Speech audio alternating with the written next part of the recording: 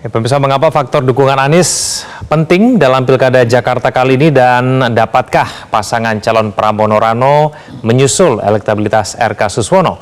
Kita akan membahasnya bersama kami. Di studio ada Direktur Eksekutif LSI Jayadi Hanan. Mas Jayadi, selamat malam. Selamat malam, Megan. Dan di luar studio ada juru bicara PKS Muhammad Khalid dan juru bicara Timnas Pramono Rano Aldi Perdana Putra. Mas Aldi, Mas Khalid, selamat malam semuanya. Malam. Malam, assalamualaikum. Waalaikumsalam. Terima kasih atas waktunya bersama kami di Prime Time News. Saya langsung ke Mas Jayadi dulu. Mas Jayadi dulu. Mas Jayadi, waktu pada saat awal kita sudah tahu siapa saja kandidat yang akan bertarung di Pilkada Jakarta, tidak sedikit kemudian yang mengatakan wah kayaknya RK bakal menang dengan mudah karena kan Mas Pram belum banyak dikenal begitu dan bisa dikatakan ini dia mendadak cagup begitu. Nah, ini survei LSI kemarin itu mendukung anggapan itu tidak? Iya dan tidak ya, mendukung anggapan itu karena ternyata memang Mas Pram belum dikenal secara luas di Jakarta. Kan kalau kita lihat di situ baru 45% yang kenal Mas Pram. Tapi jangan lupa Mas Pram sama Rano itu kan didukung atau dicalonkan oleh PDI Perjuangan yang punya masa solid di Jakarta. Biasanya kan PDIP itu sama PKS tuh 11-12 tuh kalau soal soliditas pendukung. Kalau partainya nyalonin biasanya pendukungnya ikut. Nah, itu sumber suara pertama dari Pram Rano. Walaupun baru ya, misalnya Pram belum begitu kuat. Yang kedua, yang identik dengan PDIP juga, yang kemudian cenderung akan ke Pram Rano adalah pendukung Ahok. Ya, pendukung Ahok itu sebetulnya sebagian besar pendukung PDIP, tapi kan ada sedikit lebih banyak pendukung Ahok dibandingkan pendukung PDIP secara keseluruhan. Nah, itu yang menjelaskan mengapa misalnya Pram itu kita ditandingkan dengan RK, Pram masih dapat 20% secara individu. Lalu ada faktor ketiga yang membantu Pram Rano, Mas Rano, Bang Dul. Bang Dul itu kan udah tokoh nasional dan tokoh Jakarta, Bang Dul. Di survei terlihat Bang Dul tingkat popularitasnya sama dengan Ridwan Kamil, 90% lebih. Tingkat kesukaannya juga saingan sama Ridwan Kamil. Maka itu ketika Pram Rano digabungkan, elektabilitasnya itu bukannya naik jadi dari 20-an menjadi 28%. Beda sama RK, ketika RK ditandingkan sama Pram individu per individu, suara RK itu 53%-an. Tapi waktu dipasangkan dengan Suswono tidak berubah banyak menjadi 52%. Artinya sementara jadi ada sumbangan cukup besar dari cawagupnya Pram terhadap suara pasangan. Sementara cawagupnya RK itu kan pemilih RK juga sekaligus juga pemilih Suswono kan. Jadi mereka suaranya menjadi ajak. Itu beberapa analisis yang bisa dilakukan. Jadi pada saat ini mengapa saya kira ini tidak mengejutkan karena selama ini kan yang kita kenal memiliki elektabilitas tertinggi di Jakarta selama katakanlah setahun terakhir itu adalah Anies, bukan setahun terakhir, terutama pasca Pileg ya. Anies, Ahok, Ridwan Kamil. Lalu kan berbagai analisis sebelumnya juga menunjukkan kalau Anies nggak ada, biasanya pemilihnya lebih banyak kemana? Lebih banyak ke RK, kan gitu. Apalagi pemilih PKS yang memang sekitar 80-90% pemilih PKS itu adalah pemilih Anies. Ya. Nah, mereka juga karena ada bukan hanya PKS yang mendukung RK Suswono, tapi juga ada Suswono di situ, maka sebagian besar pendukung PKS itu di RK. Jadi ada gabungan antara basis masa solid RK di Jakarta yang sudah ada selama ini, ditambah basis masa solid PKS, plus beberapa yang lain, itu menghasilkan suara untuk RK Suswono menjadi sekitar 52% pada saat ini. Mas Jayadi, kan dalam temuan LSI juga mengatakan bahwa sebetulnya pengaruh Anies itu sangat signifikan, cukup signifikan begitu ya kemudian dalam kontestasi Pilkada Jakarta ini. Kenapa demikian? Meskipun kita tahu bahwa sekarang itu Pilkada Jakarta tidak ada petahana kan? Ada petahana tapi tidak maju. Nah, petahana itu dia sudah biasanya punya masa pendukung yang cukup solid kalau dia dinilai baik. Dan Anies sebagai petahana di Jakarta kan nilai tingkat kepuasan masyarakat kan tinggi. Dan dia punya masa solid dan itu dibuktikan misalnya di Pilpres lalu di Jakarta dia tetap bisa menyaingi Pak Prabowo, hanya kalah 0,7% misalnya. Lalu kalau kita cek di berbagai survei sebelum pencalonan, masa solid Anies sudah ada di kisaran 35-40%. Nah, itu kan tidak serta-merta pindah ke RK, tidak serta-merta pindah juga ke yang lain. Banyak yang masih menunggu. Nah ini karena itu mereka bisa dipengaruhi oleh Anies Baswedan gitu. Baik, saya ke Mas Aldi. Mas Aldi, kalau kita melihat hasil survei dari LSI itu memang menyebutkan kalau misalnya memang secara terbuka Anies Baswedan mendukung Pramono dan Rano, maka kemudian secara signifikan selisih begitu ya antara elektabilitas Pramono Rano dengan RK Suswono itu menyempit cukup signifikan. Ini apakah kemudian menjadi strategi utama dari Pramono Rano untuk kemudian bisa mendapatkan dukungan dari pendukung Anies Baswedan, Mas Aldi?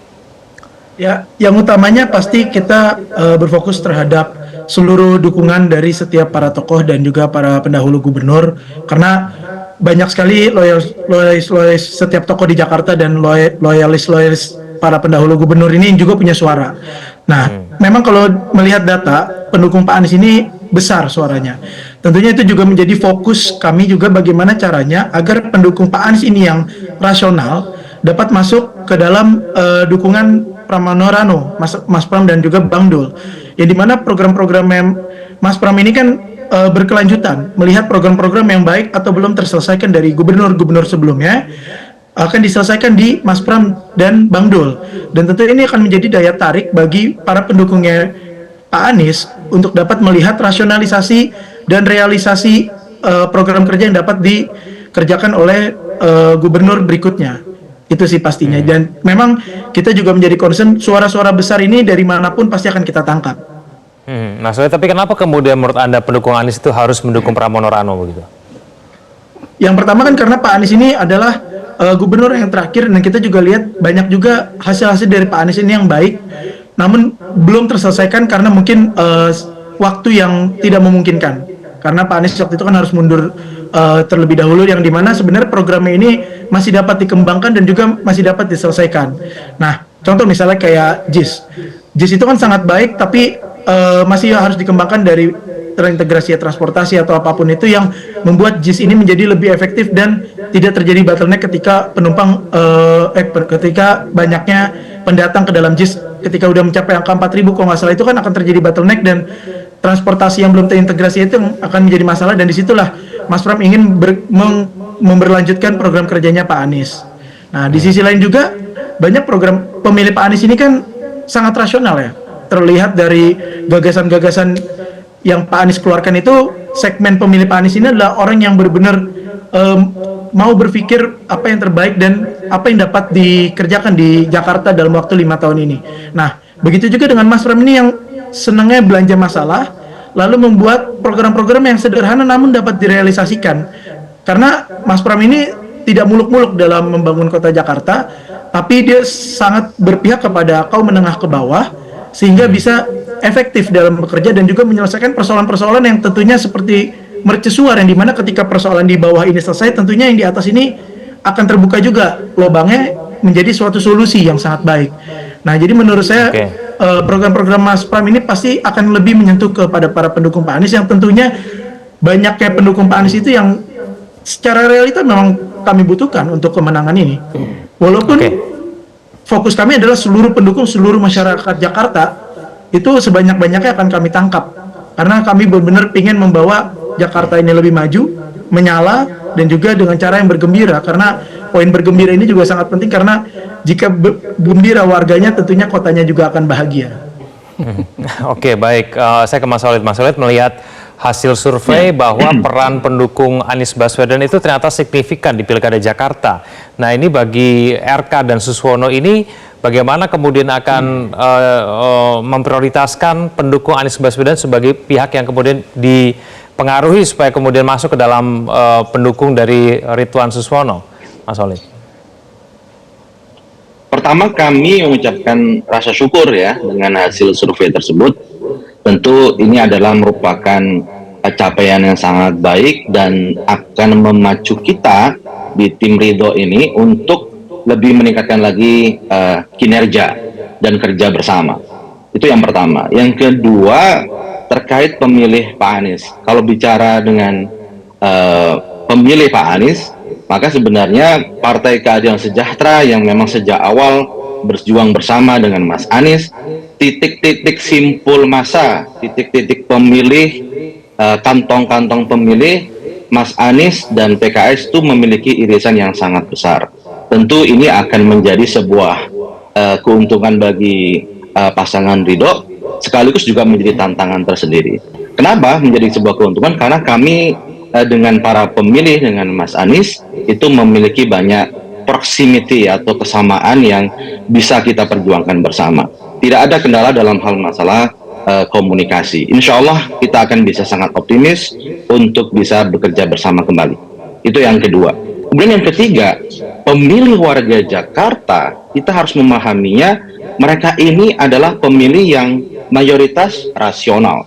Figur-figur pemimpin di Jakarta itu selalu hadir dengan pemikiran-pemikiran yang solutif. Itu yang penting sebenarnya. Itulah kenapa faktor kandidat, rekam jejak kandidat, dan faktor gagasan yang ditawarkan menjadi sangat penting di sini. Rekam jejak kandidat misal, kami di pasangan Ridho, Kang Emil itu memiliki rekam jejak yang sangat baik sebagai seorang pemimpin kepala daerah.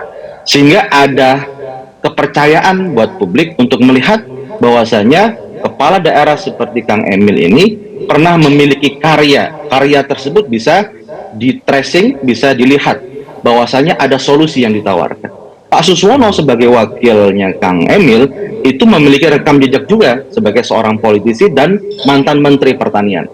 Kalau tadi dalam cuplikan video di awal masalah ruang terbuka hijau, bagaimana pembangunan di Jakarta itu harus pro environment, masalah polusi, masalah air bersih, dan inilah yang kemudian kita tawarkan kepada warga Jakarta. Karena ketika kandidat memberikan solusi-solusi buat warga Jakarta, maka insya Allah itu akan bisa secara langsung menarik perhatian untuk memilih pasangan Ridho tersebut. Sehingga kalau kita lihat, pertama adalah kita memiliki rekam jejak kandidat yang baik, yang kedua gagasan, dan yang ketiga soliditas bagaimana tim partai pengusung ini untuk bekerja bersama. Dengan modal di atas 50% survei tadi, insya Allah itu akan menjadi modal yang sangat baik buat pasangan Ridho untuk bisa meraih capaian yang lebih tinggi lagi. Oke, baik. Karena Mas Soleh dan Mas Aldi sama-sama mengklaim bahwa paling Anies, nanti saya akan tanya kepada Mas Jaya nih, kira-kira mungkin siapa yang paling mungkin begitu ya pindahnya kemana nih kira-kira pendukung Anies ini akan kemana? Kita akan bahas itu saja. Pemirsa jangan kemana-mana, kami akan kembali. Dipersembahkan oleh semua yang baik-baik dari gubernur terdahulu, termasuk program-program Pak Anies tadi diaspirasikan untuk dipertahankan, pasti selama itu relevan dan baik, saya tidak akan rubah, ngapain juga kan, udah bagus. Tapi izinkan, saya sampaikan di Dadi, ada hal-hal yang belum ada selama gubernur sebelumnya, izinkan kami menghadirkan kan, program-program yang lebih berkeadilan, lebih humanis kan. Tadi saya terangkan urusan duafa, urusan lansia, urusan orang stres, urusan agama, maghrib mengaji, lain-lain. Itu sehingga ini jadi contoh keberlanjutan ada, perubahan-perubahan juga ada dengan era Jakarta baru karena kan sudah tidak lagi ibu kota. Nah, beliau-beliau sangat bersemangat setelah pulang dari sini akan membuat aktivasi, mengabarkan ke yang lain-lain untuk mendukung Ridho, kira-kira begitu ya. Karena ini relawannya keumatan, ya tentu di komunitas yang sifatnya keumatan. Saya kira itu, jadi saya sangat bahagia bisa didukung oleh relawan-relawan, aktivis masjid, kiai-kiai yang dahulunya mendukung. Ya, kembali bersama kami di Prime Time News, Mas Jayadi. Kalau kita melihat mengenai profil dan kemudian karakteristik dari pendukung Anies yang saat ini sedang diperebutkan itu, paling mungkin ini kemana sebetulnya? Yang jelas RK Suswono itu sudah selangkah lebih maju dalam hal menarik pendukung Anies ya. Karena secara ideologis memang selama ini pendukung Anies itu lebih cenderung lebih dekat ke RK Suswono, profil seperti RK Suswono, terutama PKS ya. Kalau kita hitung basis pendukung yang cukup loyal terhadap Anies, Ahok, dan Ridwan Kamil, terutama dalam survei-survei sebelum pendaftaran pilkada yang lalu, itu saya hitung basis Anies sekitar 35-40-an, Ahok itu sekitar 20-an, sementara Kang Emil antara 10 sampai 15 ya. Nah, sebagian besar pendukung PKS adalah pendukung Anies, dan karena mereka diasumsikan pendukung PKS itu solid, maka kemungkinan besar mereka akan ke RK Susono karena ada PKS di situ. Nah, berapa jumlahnya? Lihat suara PKS di Jakarta sekitar berapa, 16-17% kan? Diasumsikan 80% diantaranya ke ikut PKS dan Susono, maka sekitar 15% berarti itu ke Ridwan Kamil. Nah, jadi kalau Ridwan Kamil punya 15, PKS punya 15, digabungkan menjadi 30 kan? Artinya Ridwan Kamil pun memerlukan tambahan, dan itu terbukti di survei ini. Kita lihat ada sekitar 35% dari 51,8% pendukung RK Susono itu yang menyatakan masih mudah berubah. 35% dari 52% itu sekitar 20%. Artinya suara solid saat ini yang dimiliki oleh RK Susono ada sekitar 30%. Artinya mereka tetap memerlukan tambahan. Gitu. Nah, para pemilih Anies yang bukan pemilih PKS, nah ini yang masih cukup ragu-ragu, masih mudah berubah. Apakah golput, apakah ikut RK Susono, apakah ikut Pramrano. Nah, pendukung Anies yang ini kalau mau ikut langsung Pramrano agak sulit. Kenapa? Karena tadi ada jarak ideologis antara PDIP yang mendukung Pramrano dengan para pemilih Anies non PKS ini. Bagaimana caranya Pramrano menarik mereka? Antara lain memerlukan endorsement dari Anies. Mas Jadi sekarang kalau misalnya Anies Baswedan tidak secara terbuka menyatakan dukungan kepada salah satu, nah ini bagaimana? Kalau Anies tidak terbuka dan netral, yang untung RK Susono. Karena tidak ada clue dari Anies, dari pemilih atau pendukung loyal Anies yang mendukung, yang masih loyal kepadanya dan menunggu arahan gitu, semacam sinyal dari Anies. Jadi karena itu dalam survei eksperimen yang kami lakukan itu, kalau Anies mendukung Pramrano, maka dia akan potensial menurunkan suara atau dukungan dari RK Susono. Tetapi pendukung RK Susono yang berpindah dari RK Susono karena ada dukungan Anies terhadap Pramrano, itu tidak serta-merta pindah ke Pramrano dalam eksperimen ini. Tapi kemana mereka pindah? Pindahnya ke golput sama ke masa mengambang. Nah, itu berarti Pramrano masih memerlukan satu langkah lagi untuk mengajak ini. Jadi dua langkah yang diperlukan. Satu, endorsement Anies kepada mereka.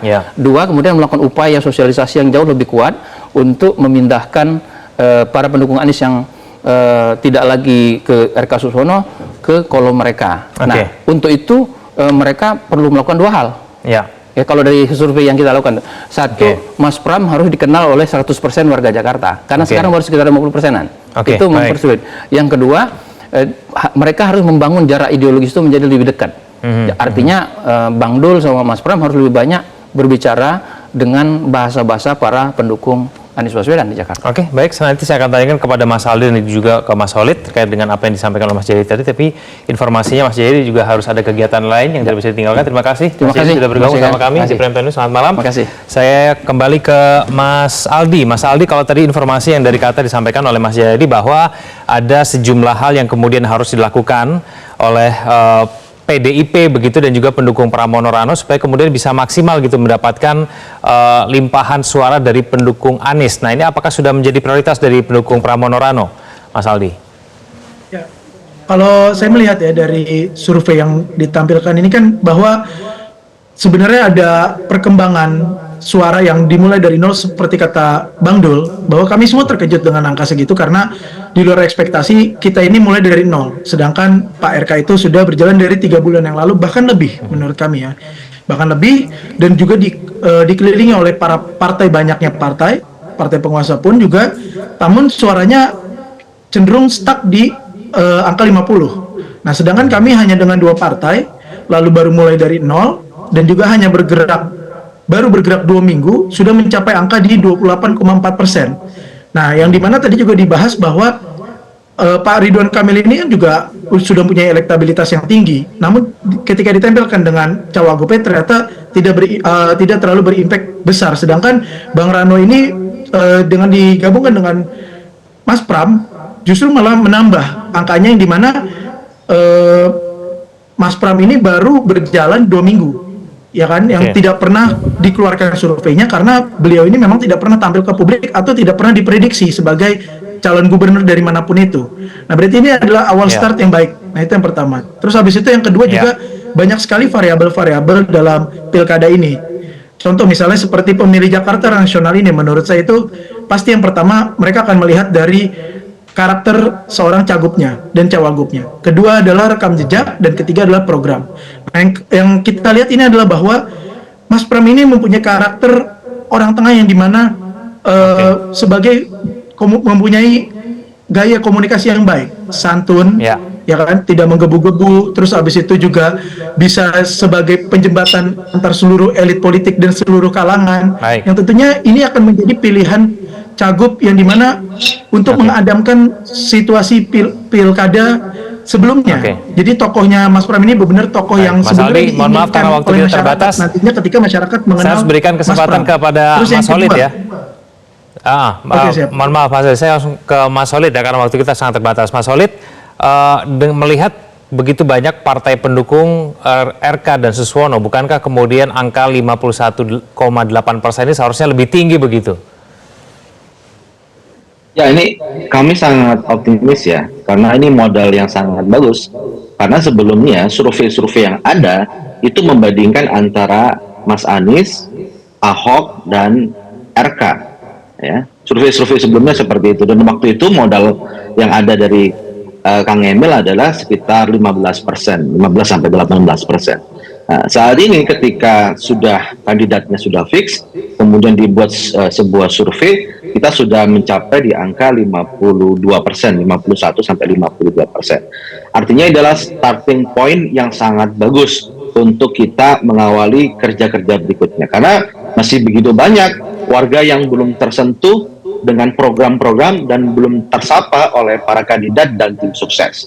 Kami yakin ketika kandidat kami berjumpa, bersilaturahim dari rumah ke rumah, dari acara ke acara, dan tim kami bergerak, insya Allah rakyat akan jatuh cinta, warga Jakarta akan mendengarkan antusias program-program yang akan kami rancang. Insya Allah dengan waktu yang ada ke depan, ada opportunity atau peluang untuk kita bisa menjalin komunikasi dari hati ke hati antara kandidat kami, yaitu pasangan Ridho dengan warga Jakarta. Baik, Mas Solid, Mas Ali, terima kasih sudah bergabung bersama kami di Prime Time News. Selamat malam semuanya. Bisa jangan kemana-mana, kami akan kembali usai jeda berikutnya. Jelajahi cara baru mendapatkan informasi. Download Metro TV Extend sekarang.